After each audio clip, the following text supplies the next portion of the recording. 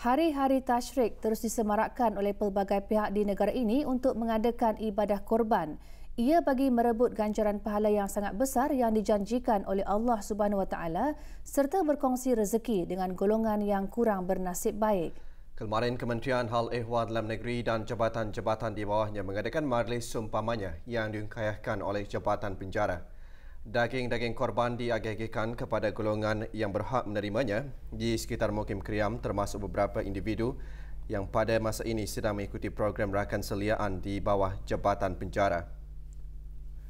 Warga Kementerian Hal Ehwal Dalam Negeri dan jabatan-jabatan di bawahnya juga menunaikan sembahyang fardu asar berjemaah dan melaungkan takbir Hari Raya Aidiladha beramai-ramai yang diadakan di Surau Kementerian Hal Ehwal Dalam Negeri.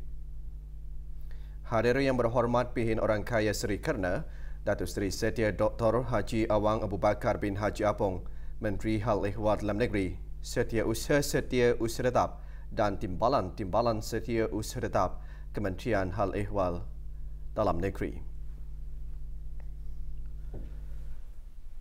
Sementara itu, beberapa majlis ibadah korban terus diadakan pada hari Tasyrik terakhir 13 Zulhijjah. Pagi tadi, Kementerian Hal Ehwal Agama mengadakan majlis seumpamanya bagi warga kementerian tersebut. Majlis berlangsung di Kementerian Hal Ehwal Agama Jalan Dewan Majlis.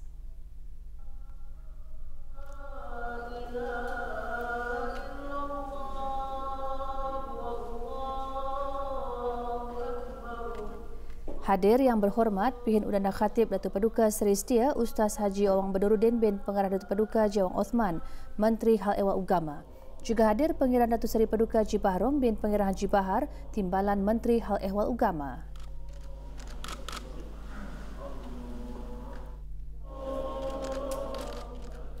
Majlis diteruskan dengan pengagihan daging ibadah korban kepada peserta-peserta ibadah korban dan penerima-penerima yang terpilih dalam kalangan pegawai dan kaki tangan Kementerian Hal Ehwal Agama.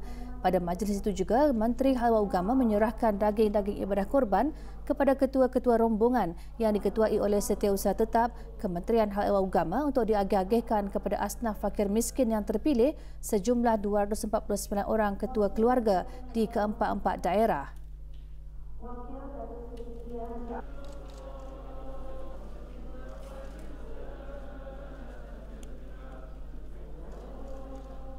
Sementara itu, penyerahan daging-daging korban di rumah-rumah asnaf fakir miskin yang terpilih di daerah Brunei dan Muara ditumpukan di Mukim Berakas A.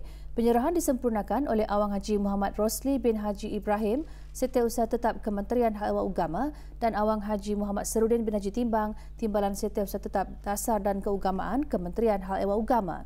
Turut dilibatkan dalam proses pengagihan daging-daging ibadah korban tersebut ke rumah-rumah asnaf yang terpilih di seluruh negara ialah para belia di bawah program keugamaan Belia Kementerian Hal Ehwal Agama. Majlis tahun ini diungkayahkan bersama oleh bahagian dasar, perancangan dan penyelidikan, bahagian bangunan dan pemeliharaan, bahagian antarabangsa dan Mabim serta bahagian perhubungan awam kementerian tersebut.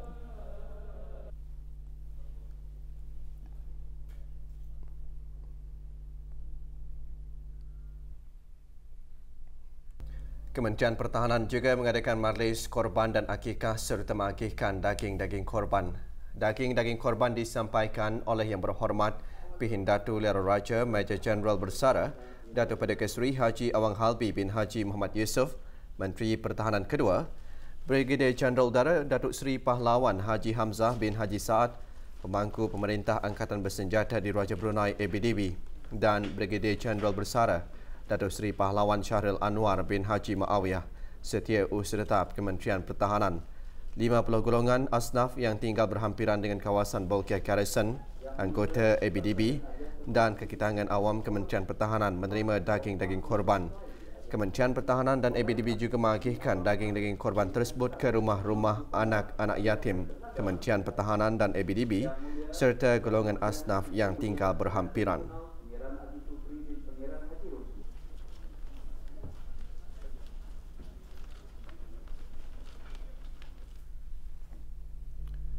Juga mengendalikan ibadah korban ialah Kementerian Kesihatan dan jabatan-jabatan di bawahnya. Majlis korban dianjurkan bersama Jabatan Pentadbiran dan Kewangan dan bahagian perkembangan projek dan pengurusan estet Kementerian Kesihatan.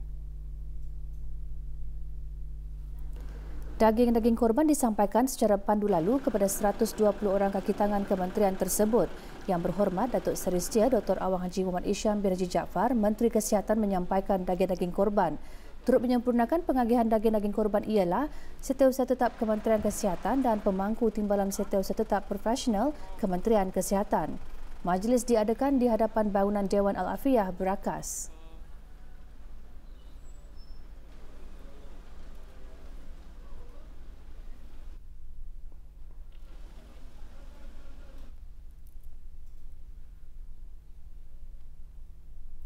Kementerian Tenaga, jabatan-jabatan dan badan-badan berkanun di bawahnya juga mengadakan Majlis Ibadah Korban. Majlis yang berlangsung petang tadi di Kompleks Bangunan Jabatan Perdana Menteri itu diungkayahkan bersama oleh Unit Perancangan Strategik dan Lembaga Keselamatan, Kesihatan dan Alam Sekitar China. 3 ekor kerbau dikorbankan semasa majlis ini. Penyerahan daging-daging korban kepada 20 kaki tangan kementerian berkenaan dan asnaf fakir miskin dari Mukim Berakas disempurnakan oleh Datuk Seri Paduka Awang Haji Mat Satejo bin Sokiau, pemangku Menteri Tenaga. Daging-daging korban turut diagih-agih ke rumah 65 lagi asnaf fakir miskin. Antara yang hadir, Awang Haji Azhar bin Haji Yahya, Setiausaha Tetap Tenaga dan Pengiran Haji Jamrawera bin Pengiran Haji Petra, Timbalan Setiausaha Tetap Tenaga dan Kuasa Elektrik di Kementerian Tenaga.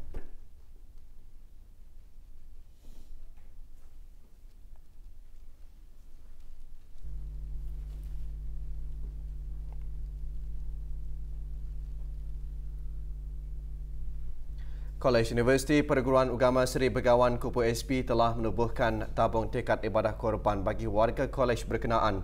Penubuhan program tabung tersebut bertujuan bagi mewujudkan sifat murah hati dan sifat terpuji dalam kalangan mahasiswa Kupu SP. Perasmian tabung tekad ibadah korban Kupu SP bersempena dengan sambutan Hari Raya Adha itu diadakan di Dewan Tarbiyah Kolej berkenaan. Perasmiannya disempurnakan oleh Dr. Haji Adenan bin Haji Basar, Rais Kupu SB.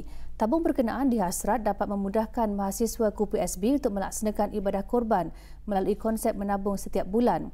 Antara objektif program ini ialah bagi mendidik dan menggalakkan khususnya mahasiswa dan mahasiswi Kupu SB untuk menabung sebahagian rezeki yang diterima ke arah mendekatkan lagi diri kepada Allah Subhanahu Wa Taala. Negara tidak mencatatkan kes jangkitan baru COVID-19 hari ini. Ikuti perinciannya dan bahan berita lainnya selepas ini.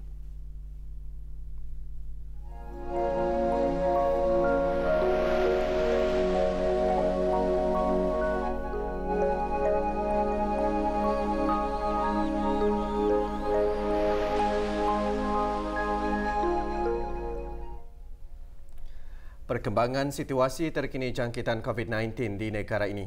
Negara Brunei Darussalam terus tidak mencatatkan kes jangkitan baru COVID-19 hari ini. Ini menjadikan jumlah keseluruhan kes jangkitan kekal 141 orang. Menurut siaran akhbar Kementerian Kesihatan, tidak ada kes aktif dilaporkan dan kes yang sembuh ialah 138 orang.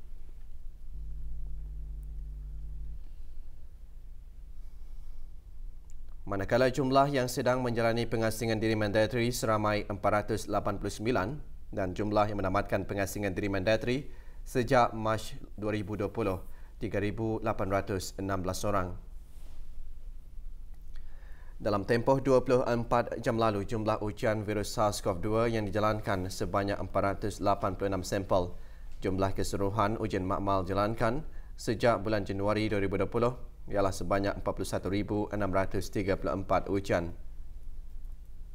Bagi maklumat lanjut dan perkembangan terkini, layari laman sesawang Kementerian Kesihatan iaitu www.moh.gov.bn atau hubungi talian Nasihat Kesihatan 148 atau melalui aplikasi healthinfo.gov.bn.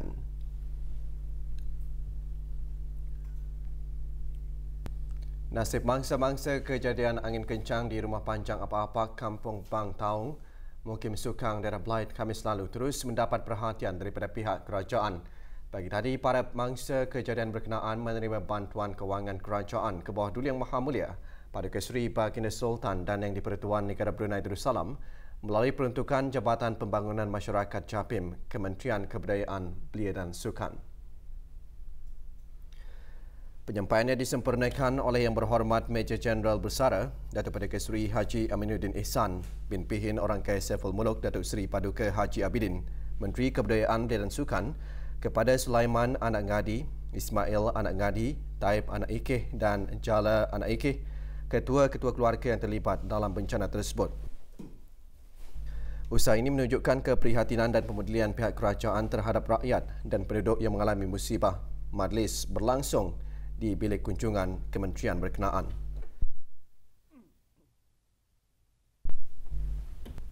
Seorang lelaki penduduk tetap ditahan oleh pasukan polis di Raja Brunei melalui Balai Polis Tutong kerana dipercayai terlibat dengan kegiatan curi kabel di beberapa kawasan di daerah Tutong. Menurut penolong penguasa Samsul Arifin bin Haji Abdul Wahab, Pegawai Siasatan Jenayah Daerah Polis Tutong, semasa penahanan suspek, pihak polis turut menemukan beberapa perkakas yang digunakan bagi kegiatan tersebut.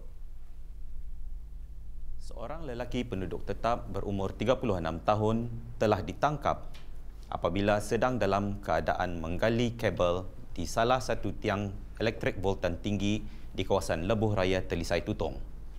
Turut dijumpai adalah beberapa alat yang dipercayai digunakan oleh suspek untuk melakukan curi. Suspek bersama bahan-bahan bukti dibawa ke Balai Polis Tutong untuk siasatan lanjut. Suspek akan didakwa di bawah Seksyen 379 Kanun Hukuman Jenayah Panggal 22 yang boleh dihukum pemanjaraan tidak melebihi 3 tahun atau denda atau kedua-duanya sekali. Dan di bawah Seksyen 427 Akta yang sama yang boleh dihukum pemanjaraan tidak melebihi 5 tahun dan sebatan atau kedua-duanya sekali. Pasukan polis di Raja Brunei meminta bantuan orang ramai untuk mengesan seorang pekerja warga asing dilaporkan lari daripada majikan. Pekerja tersebut, Surnengsih berumur 24 tahun, memegang pasport bilangan AT723678. Sebarang maklumat mengenainya diminta menghubungi Balai Polis Sengkurung di talian telefon 266-1334 dan talian kecemasan 993 atau mana-mana balai polis yang berdekatan. Beberapa kawasan di daerah Brunei dan Muara akan mengalami gangguan bekalan air rendah esok Rabu 5 Ogos 2020. Berikut kita ikuti maklumat lanjut mengenainya.